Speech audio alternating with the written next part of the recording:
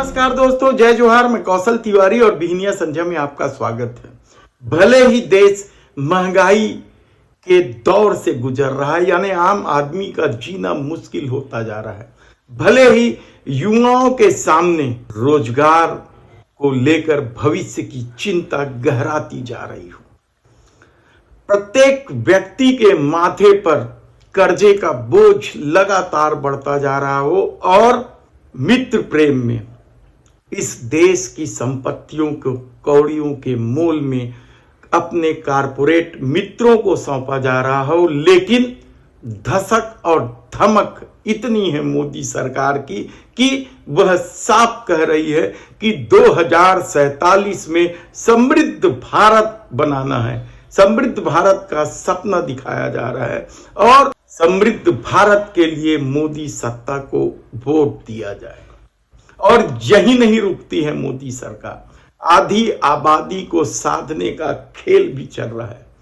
लाडली बहना योजना, महतारी वंदन योजना सहित कई योजनाएं, उज्ज्वला योजना सहित कई योजनाएं तो लागू की ही गई है। आरक्षण बिल तक पास कर दिया गया, महिला आरक्षण बिल, लेकिन किसी भी योजना का क्या हाल है?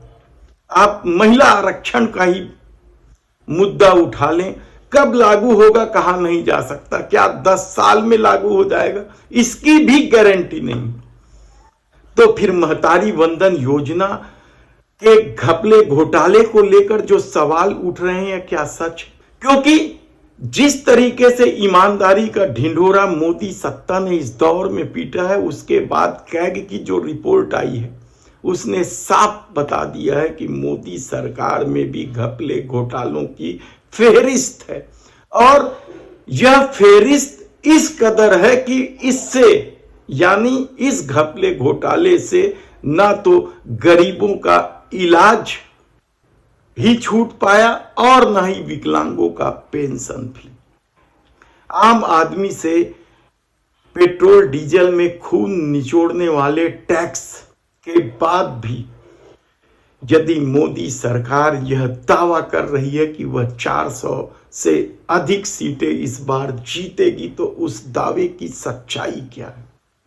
क्या सचमुच लोगों ने धर्म की पट्टी इस कदर बांध ली है कि वह कुछ देखना ही नहीं चाहती? या फिर अच्छे दिन आएंगे के टूटे हुए सपने भी उन्हें नहीं दिखाई दे रहे हैं और वे फिर एक बार समृद्ध भारत के सपने में फंस गए? सवाल कई, लेकिन दावा तो सत्ता का यही है कि वह 400 पार हो जाएगी। दूसरी तरफ राहुल गांधी भारत जोड़ो न्याय यात्रा के साथ एक एक लोगों से मिल रहे हैं। अपनी यात्रा के दौरान उनकी पीड़ा समझ रहे हैं और उस पीड़ा से या उस लोगों की आकांक्षा को देखते हुए गारंटी देने की कोशिश कर रहे हैं। लेकिन सबसे बड़ा सवाल तो वहीं आकर टिक जाता है कि क्या कांग्रेस इस 400 पार के दावे पर प्रहार कर पाएगी या उसे रोक पाएगी? यह सवाल हम इसलिए उठा रहे हैं क्योंकि जो 400 सीटों का दावा किया जा रहा है उसमें से 195 सीटें ऐसी है जहां भाजपा और कांग्रेस के बीच सीधा मुकाबला है। और जो पिछली बार 303 सीटें आई थी उसमें से आधे से ज्यादा सीट वहीं का था जहां भाजपा और कांग्रेस के बीच सीधा मुकाबला था। राजस्थान, गुजरात, मध्य प्रदेश, छत्तीसगढ़, हिमाचल, दिल्ली, हरियाणा, ये वो राज्य हैं जहां कांग्रेस को सीटों के लिए तरसना पड़ा था और यहीं से सत्ता का रास्ता तय हुआ था। उत्तर प्रदेश, बिहार का नाम हम इसलिए नहीं लिए क्योंकि इन दोनों स्थानों पर भाजपा का मुकाबला सीधे कांग्रेस से नहीं, या उड़ीसा में, बंगाल में भी कांग्रेस से उसका मुकाबला नहीं है। और कांग्रेस की बुरी स्थिति हिंदी पट्टी में इसलिए बनी क्योंकि भारतीय जनता पार्टी हावी रहा। तब क्या उन 195 सीटों में जहां भाजपा के साथ कांग्रेस का सीधा मुकाबला है, राहुल गांधी कुछ कर पाएंगे? राहुल गांधी इन दिनों भारत जोड़ो न्याय यात्रा में निकले हुए हैं। पहली यात्रा उनका भारत जोड़ो यात्रा था और बाद में जो यात्रा निकाली गई उसमें न्याय शब्द जोड़ दिया गया और भारतीय जनता पार्टी पर सीधा प्रहार करते हुए जल जंगल जमीन की भी बात वे सामने ला रहे हैं कि किस तरीके से जल जंगल जमीन सब कुछ अडानी को सौंपा जा रहा है। खुलेआम राहुल गांधी आरोप लगा रहे हैं। क्या लोग समझ पाएंगे इन आरोपों को? गारंटी भी अब देना शुरू कर दी है क्योंकि राहुल गांधी जान रहे हैं कि इस दौर में महंगाई और बेरोजगारी से लोगों का जीना मुश्किल होता जा रहा है। वे एक एक आदमी से मिलकर क्या आम जनता बन चुके हैं। वे ऐसा पहले कभी नहीं हुआ है इस देश में कि गांधी परिवार का कोई व्यक्ति इस तरह से लोगों के बीच जाकर उनका तकलीफ बांटे। क्या इसका असर पड़ेगा या फिर धर्म की पट्टी बांधे लोग इसे एक नौटंकी करार देंगे? कहना इसलिए मुश्किल है क्योंकि राहुल गांधी की छवि बढ़ी तो है तो दूसरी तरफ मोदी की छवि बिगड़ी है और इन तमाम परिस्थितियों के बीच राहुल गांधी न केवल जल जंगल जमीन बल्कि रोजगार की भी बात कर रहे हैं। और कल तो उन्होंने मोदी सरकार पर सीधा प्रहार करते हुए महिलाओं के लिए खुशहाली का पिटारा खोल दिया। लेकिन सबसे बड़ा सवाल तो यह है कि इन 195 सीटों में जहां कांग्रेस की स्थिति खराब है, संगठन भी बिखरा बिखरा है, वहां लोगों तक महिलाओं की इस खुशहाली का पिटारा पहुंच पाएगा। 5 ऐतिहासिक अनाउंसमेंट किए हैं। सबसे पहला और शायद सबसे जरूरी, हिंदुस्तान की हर गरीब महिला को, चाहे वो मजदूरी करे, खेती करे, छोटा जॉब करे, हर गरीब महिला को सीधे बैंक अकाउंट में हिंदुस्तान की सरकार साल के 1 लाख रुपए देगी।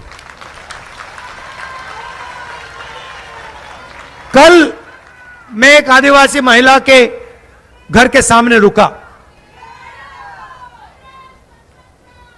बातचीत की। उनका बेटा पुलिस में भर्ती होने की कोशिश कर रहा है, उसका पेपर लीक होगा, पेपर के दिन उसको पता लगेगा कि किसी अमीर बच्चे ने पेपर खरीद लिया और उसकी मेहनत बेकार गई। उसकी मां महीने के 10,000 रुपए कमाती है, 25,000 रुपए का बिजली का बिल था, पानी का बिल है, 5-6 घर में वो कपड़े धोने का काम करती है। यूपी हमारी सरकार आएगी, इंडिया की सरकार आएगी, उसी महिला की आमदनी दुगनी हो जाएगी। 1 लाख रुपए उसके बैंक अकाउंट में हर साल ऑटोमेटिक डायरेक्ट उसके बैंक अकाउंट में जाएगा। और वैसे ही हिंदुस्तान में करोड़ों महिलाओं के साथ, करोड़ों महिलाओं के बैंक अकाउंट में साल का 1 लाख रुपए आएगा। क्रांतिकारी कदम है ये। अगर नरेंद्र मोदी जी अरबपतियों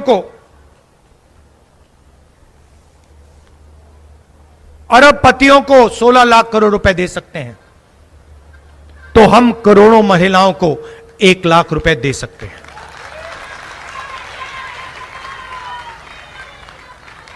दूसरा ऐतिहासिक काम, सरकारी वैकेंसीज में, सरकारी जॉब्स में महिलाओं को 50% आरक्षण। हर सरकारी ऑफिस में कुछ ही सालों में आपको 50% महिलाएं दिखेंगी। तो हम आपके लिए दरवाजा खोलने का काम कर रहे हैं। आर्थिक अन्याय हो रहा है, आपके साथ हो रहा है, महंगाई बढ़ रही है, गैस सिलेंडर के दाम बढ़ रहे हैं, पेट्रोल के दाम बढ़ रहे हैं, हम आपके बैंक अकाउंट में 1 लाख रुपए डालेंगे।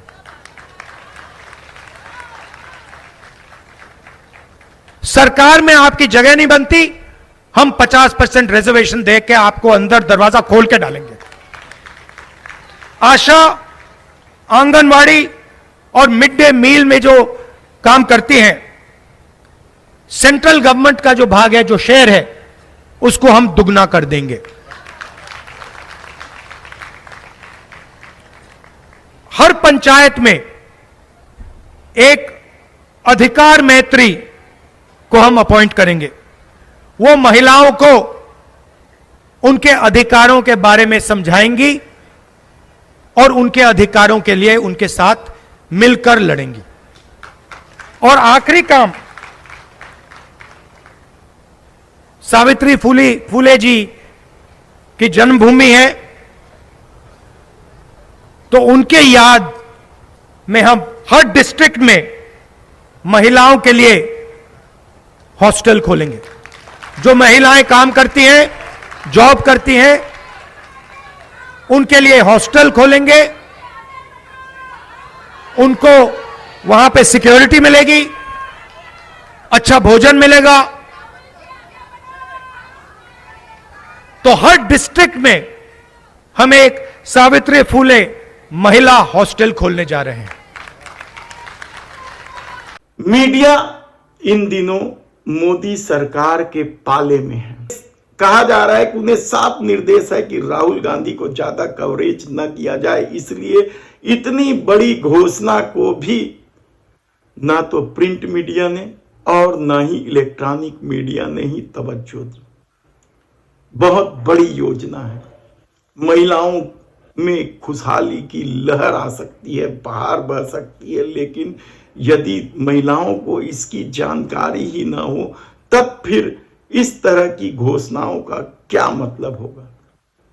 राहुल गांधी ने किस तरीके से मोदी सरकार पर प्रहार करते हुए या मोदी सरकार की पोल खोलते हुए कहा, पहले वो सुन लीजिए। हिंदुस्तान की हर गरीब महिला को, चाहे वो मजदूरी करे, खेती करे, छोटा जॉब करे, सीधे बैंक अकाउंट में हिंदुस्तान की सरकार साल के 1 लाख रुपए देगी। कांग्रेस पार्टी की सरकार आएगी, एकदम हम आपको आरक्षण दे देंगे, कोई सर्वे की जरूरत नहीं। सरकारी जॉब्स में महिलाओं को 50% आरक्षण। आशा, आंगनवाड़ी और मिड डे मील में जो काम करती हैं, सेंट्रल गवर्नमेंट का जो भाग है, जो शेयर है, उसको हम दुगना कर देंगे। हर पंचायत में एक अधिकार मैत्री को हम अपॉइंट करेंगे। वो महिलाओं को उनके अधिकारों के बारे में समझाएंगी और उनके अधिकारों के लिए उनके साथ मिलकर लड़ेंगी। सावित्री फुले जी की जन्मभूमि है, तो उनके याद में हम हर डिस्ट्रिक्ट में महिलाओं के लिए हॉस्टल खोलेंगे। यानी सारी लड़ाई उन 195 सीटों में ही सबसे जबरदस्त होगा, और यदि परिणाम थोड़े से भी ऊंच नीच हुए तो मोदी सरकार की छुट्टी हो जाएगी। क्योंकि आप यदि फेरिस्त देखेंगे, छत्तीसगढ़ में 11 में से 9, राजस्थान में सभी 25 सीटें, गुजरात की सभी 26 सीटें, मध्य प्रदेश की 29 में से 28 सीटें, दिल्ली की सभी 7 सीटें, झारखंड में भी 11 सीटें, उत्तरांचल की भी सभी सीटें, हरियाणा में भी 2-4 सीटों को छोड़ के सभी सीटें, बंगाल में 18 और उड़ीसा में 12, उत्तर प्रदेश में 62 सीट और बिहार में 39 सीट, 40 में से 39 सीट, महाराष्ट्र में 48 में से 41 सीट। यानी इन हिंदी पट्टी में यदि भाजपा का जो 400 पार का दावा है उसे रोक दिया गया या थोड़ा भी रिजल्ट ऊपर नीचे हुआ तो यकीन मानिए कि भारतीय जनता पार्टी एक ही झटके में 200 से नीचे चली जाएगी। तब क्या राहुल गांधी ने भारत जोड़ो न्याय यात्रा के दौरान लोगों से बात करके मोदी सत्ता के नब्ज पर प्रहार कर दिया? किस तरह की योजना है? और क्या लोगों को पता चल पाएगा कि महिलाओं की खुशहाली के लिए कांग्रेस या इंडिया गठबंधन क्या करने जा रही है? हिंदुस्तान की हर गरीब महिला को, चाहे वो मजदूरी करे, खेती करे, छोटा जॉब करे, सीधे बैंक अकाउंट में हिंदुस्तान की सरकार साल के 1 लाख रुपए देगी। कांग्रेस पार्टी की सरकार आएगी, एकदम हम आपको आरक्षण दे देंगे, कोई सर्वे की जरूरत नहीं। सरकारी जॉब्स में महिलाओं को 50% आरक्षण। आशा, आंगनवाड़ी और मिड डे मील में जो काम करती हैं, सेंट्रल गवर्नमेंट का जो भाग है, जो शेयर है, उसको हम दुगना कर देंगे। हर पंचायत में एक अधिकार मैत्री को हम अपॉइंट करेंगे। वो महिलाओं को उनके अधिकारों के बारे में समझाएंगी और उनके अधिकारों के लिए उनके साथ मिलकर लड़ेंगे। सावित्री फुले जी की जन्मभूमि है, तो उनके याद में हम हर डिस्ट्रिक्ट में महिलाओं के लिए हॉस्टल खोलेंगे।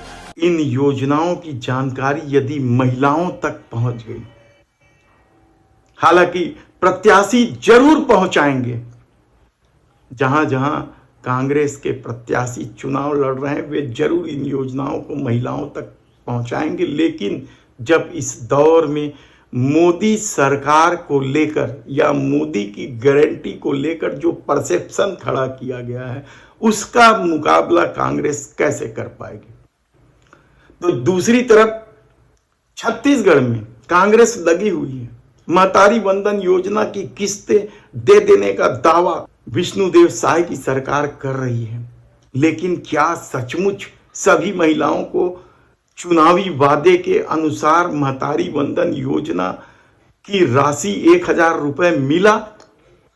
नहीं मिला, क्योंकि जैसे ही सत्ता में आई बीजेपी, उसने क्राइटेरिया फिक्स कर दिया और इस क्राइटेरिया के तहत 68 लाख से अधिक महिलाओं का नाम सामने आया। लेकिन अब कहा जा रहा है कि उन सभी महिलाओं को जो सूची में है उन्हें भी पैसा नहीं मिला गया। और प्रदेश कांग्रेस के अध्यक्ष दीपक बैज ने तो सीधा सीधा घोटाले का जिक्र कर दिया है। महतारी वंदन योजना में जबरदस्त घोटाले की बात दीपक बैज ने कही है। उन्होंने तो यहां तक कह दिया कि पैसा केवल 25 लाख महिलाओं को दिया गया और 68 लाख महिलाओं को देने का ढिंढोरा पीटा जा रहा है।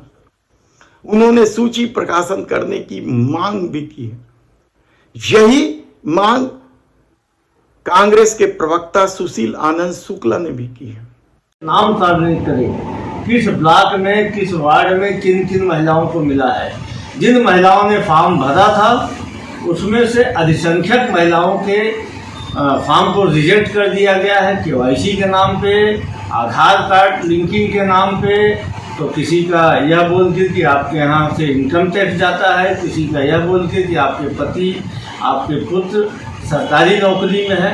माताओं बहनों के साथ भारतीय जनता पार्टी ने धोखा किया है। ये भ्रामक आंकड़े फैला के लोकसभा चुनाव में फायदा लेने की कोशिश में है, लेकिन जिन माताओं बहनों का पैसा कटा है, उनके खाते में पैसा नहीं गया है, वो सब भारतीय जनता पार्टी को सबक सिखाएंगे।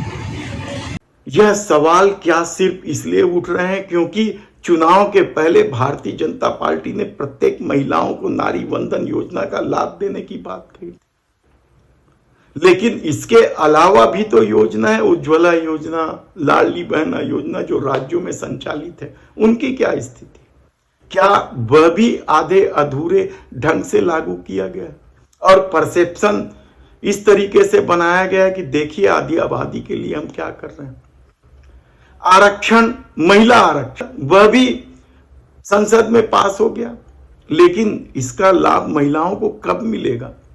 राहुल गांधी ने इसी पर प्रहार करते हुए कहा कि 10 साल लगेंगे, लेकिन हम महिलाओं को नौकरी में 50% आरक्षण 2024 का चुनाव जीतते ही दे देंगे। तब सवाल वहीं आकर खड़ा हो जाता है कि जब मीडिया साथ नहीं खड़ा हो और आपका संगठन बिखरा बिखरा हो तो लोगों तक यह बात कैसे पहुंचे, और पहुंच भी गई बातें तो फिर उस पर भरोसा कैसे होगा। धन्यवाद।